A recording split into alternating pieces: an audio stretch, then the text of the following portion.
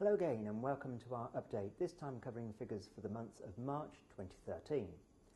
During March there were 2.2 million visits from overseas. That represents a small 3% decline on March of last year. However, continuing a trend that we've seen across most of the recent months, there was a really quite strong increase in the amount spent by those visitors, totalling £1.3 billion. That's a 14% year-on-year increase. So what does that mean? Well, that means that for the very first time in a rolling 12-month period, international visitors spent more than £19 billion here in the UK, helping to support the British economy. Let's take a look at how different journey purposes performed during the month of March. Holiday visits saw a decrease compared with March of last year of 7%. Trips to see friends and relatives, they fell by 3%. But again, a rather well-established trend now is that the volume of business trips actually increased, this time by 9%, despite the continued fragility of the global economy.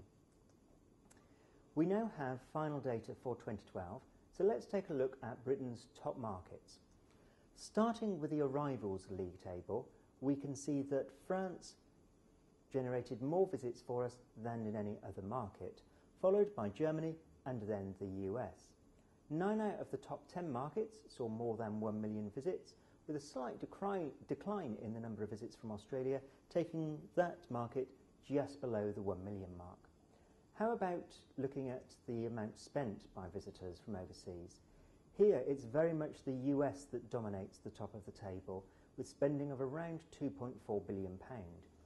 Ahead of France, which is a leapfrog Germany, and then we discover Australia. That market generated more than £1 billion of inbound visitor spending for us last year. Now let's delve a little bit deeper into the data by journey purpose. Looking at the number of arrivals for holiday tourism last year, France tops the table, followed by Germany and then the US. So that's very much the same as looking at across all journey purposes. However, Italy moves up the table and also Sweden finds itself in the top 10. When it comes to business travel, then it is very much Germany that is top dog. Another couple of markets for which business travel is relatively more important than other types of trips are Poland and, at the bottom of the top 10 there, Switzerland. When we look at trips to see friends and relatives, France is again in pole position, but it's Ireland that takes up second spot. We also see particular markets where VFR is important, being Spain, Australia and Canada. Last but not least, let's take a look at study trips. A very different complexion here then. We find Italy is the most important source market for us when it comes to inbound short-term study trips, but perhaps of particular note is the fact that 3 out of the 4 BRIC markets, namely China, Brazil and Russia, all appear in the top 10 markets for inbound study tourism. You can find a great deal more detail by looking at our website, which will tell you the number of visits by journey purpose for all of these markets, plus many others.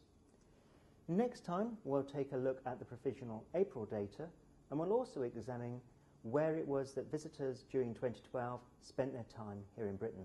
So until then, bye-bye.